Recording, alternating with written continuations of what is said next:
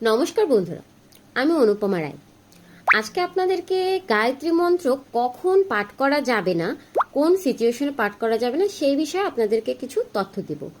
গায়ত্রী মন্ত্র এমন একটি মন্ত্র যে মন্ত্রে আপনারা আপনাদের সকল ইচ্ছা পূর্ণ করতে পারেন। কিন্তু আপনারা যদি কোনো নেগেটিভ মাইন্ড থট নিয়ে গায়ত্রী মন্ত্র পাঠ করেন বা গায়ত্রী মন্ত্র পাঠের সময় আপনারা যদি কোনো রকম নেগেটিভ চিন্তা করেন বা খারাপ চিন্তা করেন বা কারো খারাপ চান, তাহলে সেই জিনিসটা খুব তাড়াতাড়ি ফলপ্রসূ হয়ে যায়, আর যেটা আপনাদের কর্মকে খারাপ করে এবং আপনাদের উপরে আরো বিপদ ডেকে আনে এবং অপর মানুষটার জন্যও বিপদের কারণ হয়ে যায়। এই জন্য আপনারা গায়ত্রী মন্ত্র পাঠের আগে বা গায়ত্রী মন্ত্র পাঠ করতে চাইলে আগে নিজেদেরকে নেগেটিভ চিন্তা থেকে মুক্ত করে নিয়ে তারপরে গায়ত্রী মন্ত্র পাঠ করবেন। এজন্য সাধারণত আগেকার যুগে গায়ত্রী মন্ত্র পাঠ করতে নিষেধ করা হতো সবাইকে, কিন্তু এটাকে আমরা রং ভাবে নিয়ে ফেলেছি যে সবাই গায়ত্রী মন্ত্র